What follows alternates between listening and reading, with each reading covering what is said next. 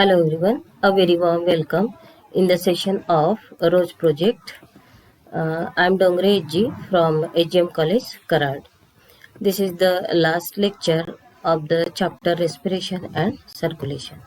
So in previous lecture, we have studied about the working mechanism of human heart, as well as we have studied about the blood vessels.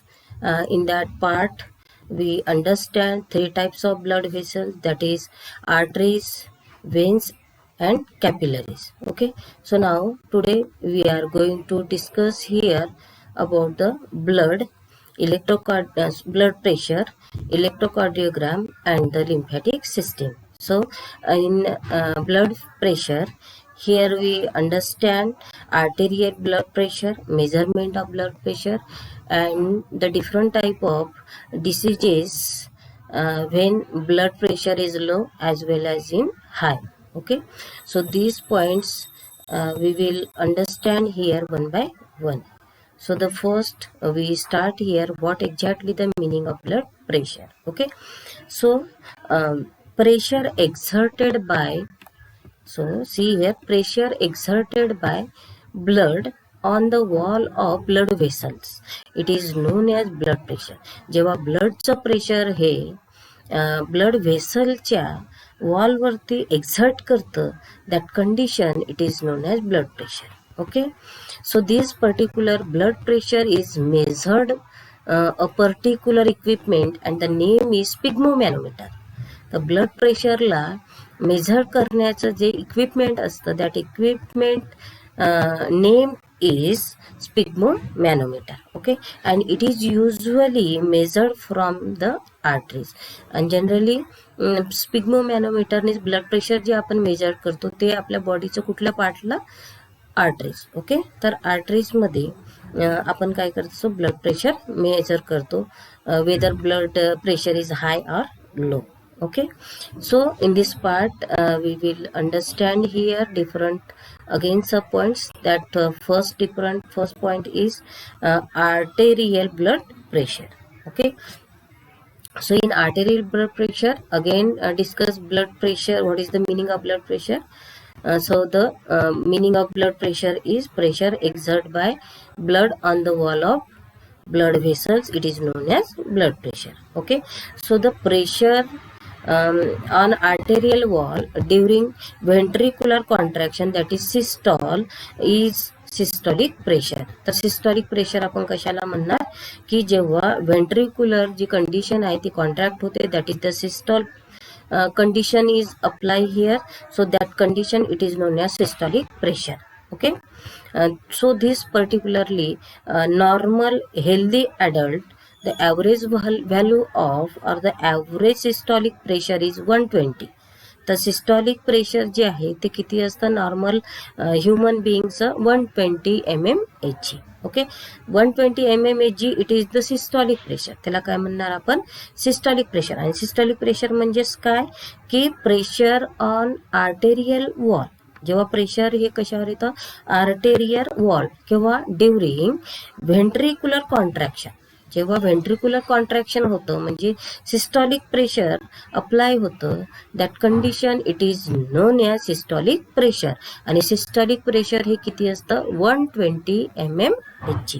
Okay, then now what about the DP. DP म्हणजेच आपण त्याला काय म्हणू, diastolic pressure. तर diastolic pressure काय असणार, ते कसं एक्झर्ट होतं, तर pressure on arterial wall during relaxation.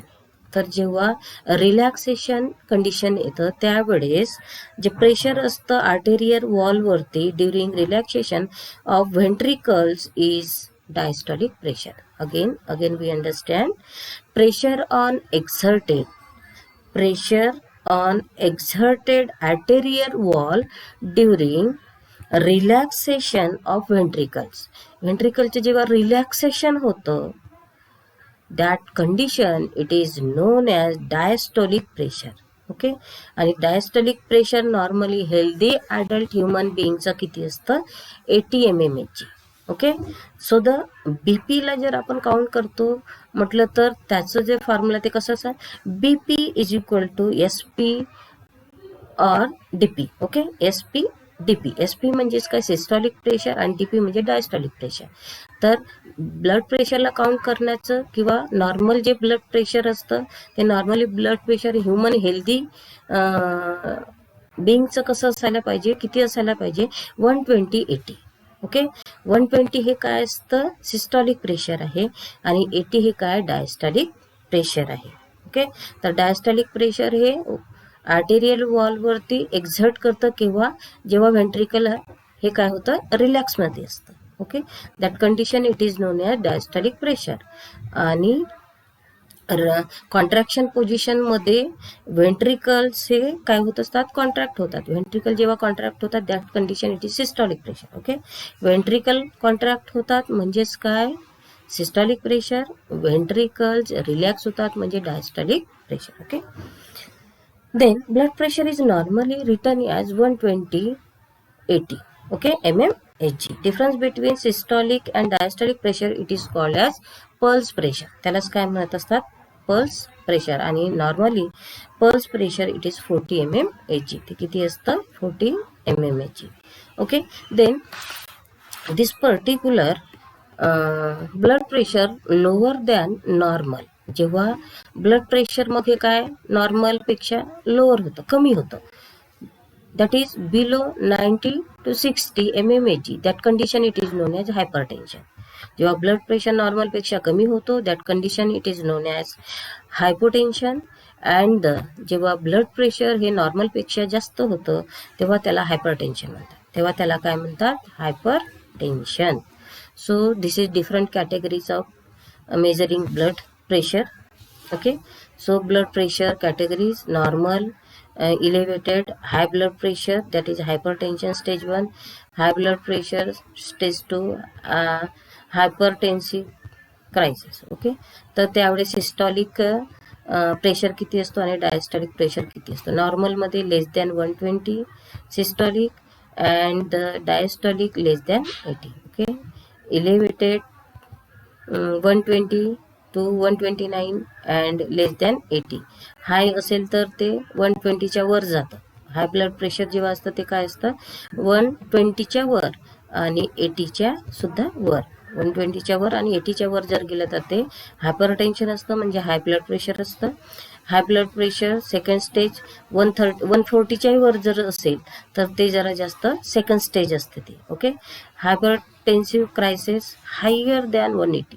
180च्या वर गेलं आणि 80च्या सुद्धा वरती गेलं म्हणजेच हायर दॅन 120.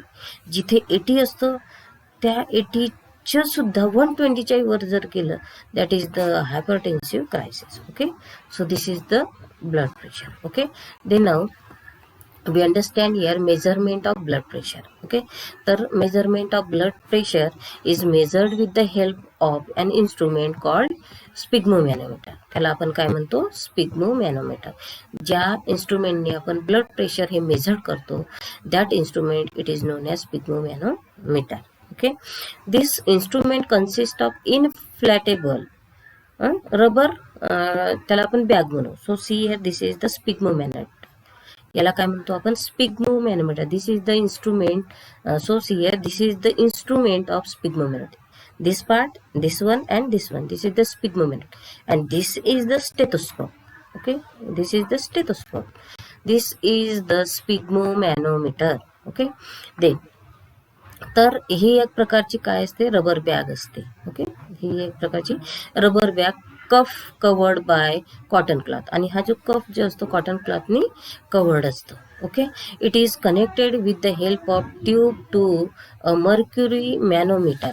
तर हे कशाशी कनेक्टेड असते, ही जी ट्यूब आहे मर्क्युरी इशाशी कनेक्टेड असते आणि ह्या मर्क्युरी मेजरमेंटवरती ते यावरती काय असते, स्केल दिलेली असते. Okay, then during measurement the person is asked to lie in a sleeping position. जेव्हा आपण मेजरमेंट करतो, ब्लड प्रेशर काउंट करतो, मोजतो, त्यावेळेस जो पर्सन असतो, पेशंट असतो, त्याला काय केलं जातं, लाय केलं जातं. ओके, स्लीपिंग पोझिशनमध्ये लाय केलं जातं. Okay, the instrument is placed at the level of heart and the cuff is tightly wrapped around upper arm.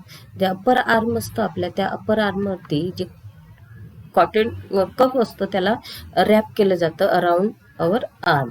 Okay, the cuff is inflated till the branchial artery is blocked due to the external pressure.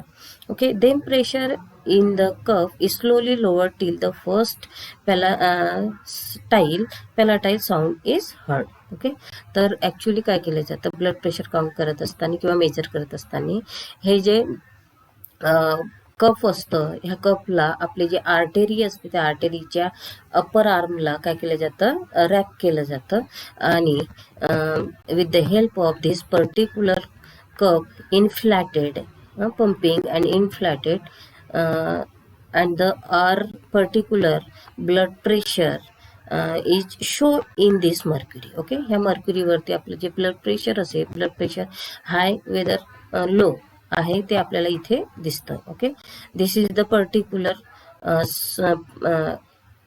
Mercury tube. Okay, तर इथे आपल्याला हे अशा पद्धतीचं काय दिसत असतं measurement. तर 80 जे असतं ते काय असतं, डायस्टोलिक असतं. ओके, आणि 120 प्रेशर जे असते ते सिस्टोलिक प्रेशर असते. ओके, व्हेंट्रिकल या इथे काय होत असतात, व्हेंट्रिक्युलर इथे काय होत असते, कॉन्ट्रॅक्ट होतो आणि इथे व्हेंट्रिकल काय होत असतं, रिलॅक्स होतं. Okay, then sound heard during measurement of blood pressure is called as Cough cough sound. Okay, then now next one is that is blood related disorder. तर ब्लडच्या रिलेटेड काय डिसऑर्डर आहेत ते कुठले कुठले आहेत ते आपण बघूया. पहिलं आहे first is hypertension. First is a hypertension. So in this particular see here no hypertension, heart pumping normally. तर ही जी पोझिशन आहे हार्टची कशी आहे, नॉर्मल आहे, इथे हायपरटेन्शन नाही. तर हायपरटेन्शन हार्ट पंपिंग हार्डर. तर इथे जे ब्लडचं जे पंपिंग होत असतं ते पंपिंग काय असतं, blood may not flow easily through vessels. तर इथे जे ब्लडची पंपिंग होते, पंपिंग केल्यानंतर ते जे ब्लड फ्लो होत असतं ते नॉर्मली ब्लड व्हेसल्समध्ये एंटर करत नाही. That condition it is known as hypertension. त्याला काय म्हणत असतात, हायपरटेन्शन. म्हणजेच काय म्हणू आपण की blood pressure higher than the normal it is called as a hypertension. Okay, तर हायपरटेन्शन किती असणार, 140 to 90 mmHg. It is called as a threshold of hypertension and the 180 120 mmHg and higher reading are dangerous to the health. आणि ही जी higher reading असते ती कशी असते, danger असते. Okay, human हेल्थसाठी. It may damage the heart, brain and kidney. आणि जेव्हा hypertension किंवा त्याला आपण काय म्हणू, प्रेशर जे असतं हाय होतं त्यावेळेस आपल्या बॉडीचे जे पार्ट्स आहेत ते काय होत असतात, डॅमेज. तर पर्टिक्युलरली मेन जे पार्ट आहेत आपल्या बॉडीचे ते डॅमेज होतात. For example of heart, brain आणि किडनी हे तिन्ही काय होत असतात, डॅमेज होतात. Okay, then now next one is that is coronary artery disease. तर coronary arterial disease कसं होतं, it is also known as atherosclerosis. Okay, तर याला काय म्हणतात, atherosclerosis. in this particular disease calcium, fat, cholesterol and fibrous tissues get deposited in blood vessels. तर blood व्हेसल्सच्या वॉलवरती काय काय डिपॉझिट होत असतात, calcium particles, fat-like particle, cholesterol, and fibrous tissues. These all are the attached or collected on the wall of the blood vessels. Okay, so supplying blood to the at that condition, the supplying of blood to the heart muscle making the lumen narrow.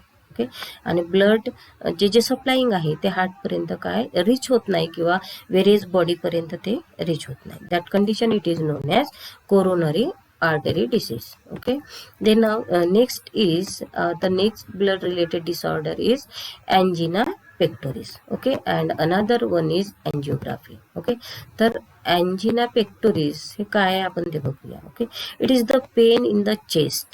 तर angina pectoris म्हणजेच काय, it is the pain in the chest. चेस्टमध्ये जे pain होत असतं resulting from the reduction in the blood supplying to the cardiac muscle because the atherosclerosis or the arteriosclerosis. Okay, तर जे ब्लडचं सप्लाईंग आहे ते ब्लडचं सप्लाईंग कार्डियक मसल्स पर्यंत होत नाही, ते ब्रेक होतो. That condition it is known as angina pectoris. Okay, it is characterise by severe pain. आणि ते काय होत असतं त्यामध्ये सेवर पेन होतं, चेस्ट पेन. एंजिना म्हणजे a type of temporary chest pain, pressure और discomfort. Okay. Then the pain may spread to the neck. आणि ते जे पेन आहे ते कुठपर्यंत स्प्रेड होत असतं, नेक रिजन, लोअर जॉ, arm, left arm and left shoulder कुठपर्यंत जात असतं, पर्टिक्युलरली नेक रिजन, लोअर जॉ, left arm and the left shoulder. Okay, the pain usually result from exertion. आणि हे जे पेन होतं जनरली कशामुळे होत असतं, exertion, when there is more demand of oxygen by the heart but supply does not meet the requirement. म्हणजे हे pen कशामुळे होतं, जेव्हा आपल्याला पर्टिक्युलर अमाऊंटमध्ये जेव्हा ऑक्सिजन सप्लाय होत नाही आपल्या ब्लड व्हेसल्समध्ये, ब्लडमध्ये, त्यावेळेस अशी कंडिशन ही फॉर्म होत असते. Okay. Then now next one is that is angiography. So this angiography is the X-ray imaging of the cardiac blood vessels. तर एंजिओग्राफी म्हणजेच काय असतं, ते एक्स-रे इमॅजिंग आहे of cardiac blood vessels to locate the position of blockage, to locate the position of blockage. तर जे blockage असतं ब्लडला flow होण्यासाठी, जे एक वे पाहिजे फ्लोचं, ते फ्लो वे कंडिशन मिळत नाही, म्हणजेच तिथे ब्लॉकेज आपल्याला दिसून येतात. That condition it is known as angiography. Sorry. Depending upon the degree of blockage, remedial procedures like angioplasty और bypass surgery. Okay. Bypass surgery म्हणून आर परफॉर्म. आणि त्यावेळी जेव्हा ब्लॉकेज येतात त्यावेळेस आपल्याला मग कशावर डिपेंड करते, ब्लॉकेजेस जे असतात, रेमेडियल प्रोसिजर. मग ते ब्लॉकेजेस आपल्याला काढायचे असेल तर मग आपल्याला काय करावं लागतं, मग अँजिओप्लास्टी करावं लागते, किंवा आपण त्याला काय म्हणू, bypass surgery. Okay. Then next part is that is again next disorder, that is heart transplant. Okay. In this condition, a replacement of severely damaged heart. तर हार्ट ट्रान्सप्लांट जी प्रोसेस आहे ती कधी करावी लागते, की जेव्हा हार्टमध्ये ब्लॉकेजेस येतात, हार्ट त्याचं वर्क जे आहे ते कंटिन्युअस परफॉर्म करत नाही. Sorry. So, damage heart by normal heart from brain dead or recently dead donor, okay, is called heart transplant. Heart transplant is necessary in case of patient with end stages. तर patient हा जेव्हा end stages मध्ये येतो तेव्हा हार्टला काय केलं जातं, transplant केलं जातं. Okay. Saver coronary arteries disease. तर कोरोनरी आर्टरीज डिसीज जे असतात त्या कंडिशनला आपण हार्ट ट्रान्सप्लांट करू शकतो. Silent heart attack. Silent heart attack also known as silent myocardial infarction is the type of heart attack. Okay.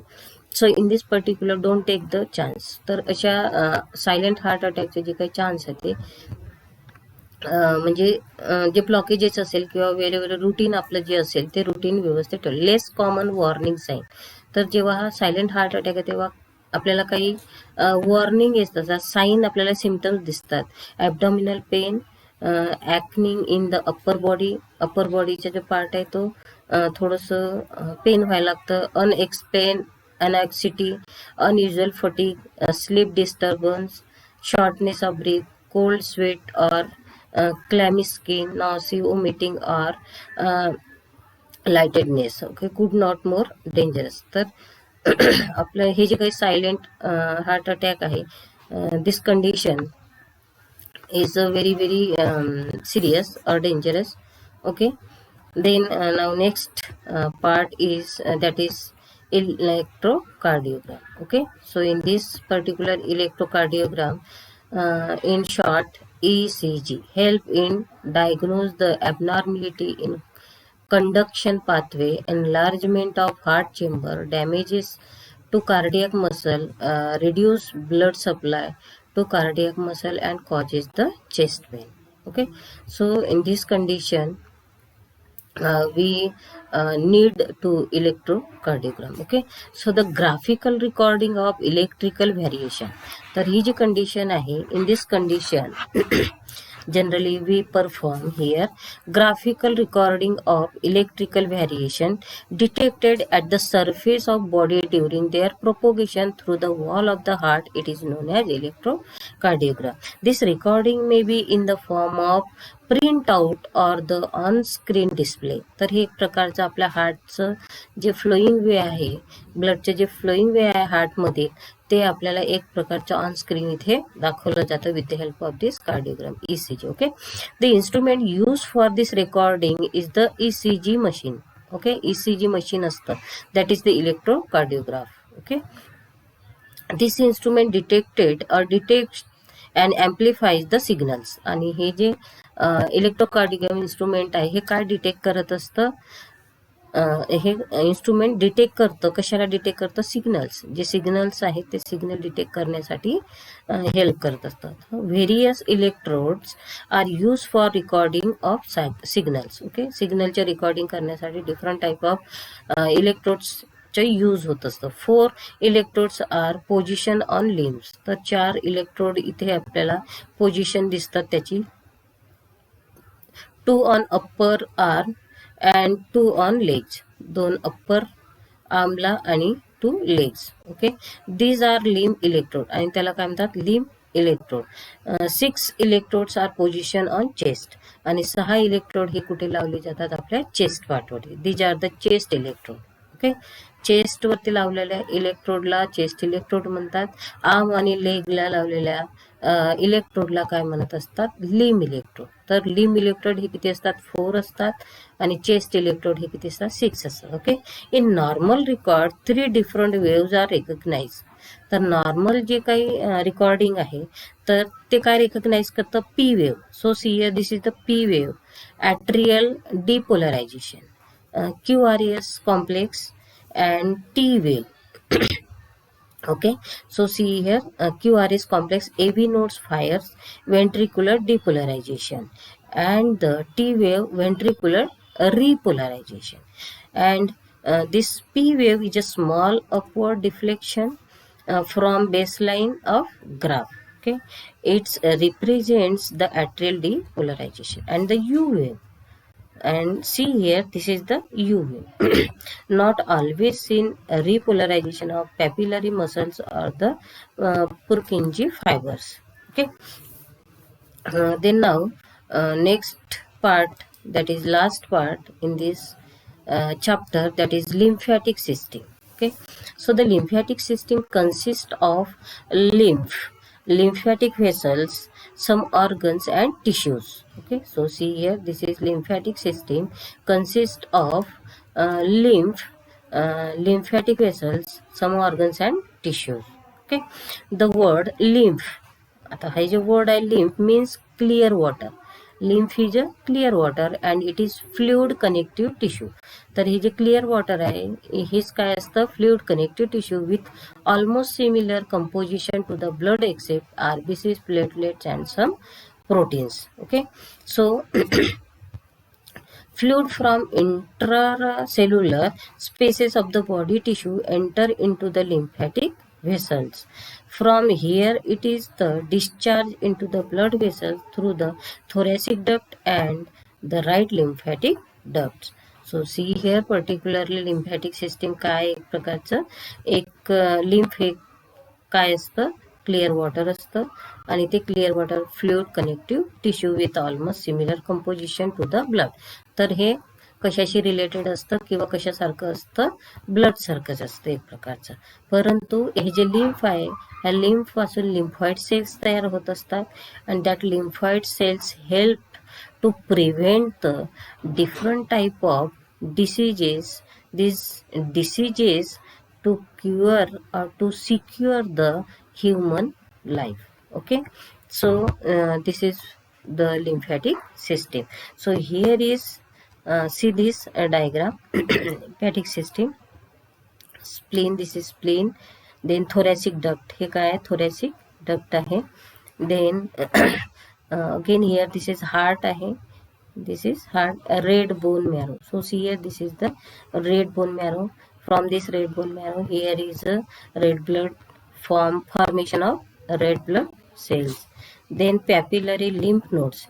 Here is a papillary lymph node, then appendix, and then inguinal lymph nodes. So see a different type of lymph nodes, and these lymph nodes help to produce the WBCs. Okay, तर WBCs ला produce करण्यासाठी help करत असतात आणि ते जे WBC आहे ते WBC हेल्प करतात किंवा to prevent the human body from different type of diseases. Okay, so here is today's lecture is completed, and from this lecture whole chapter is completed. So thank you.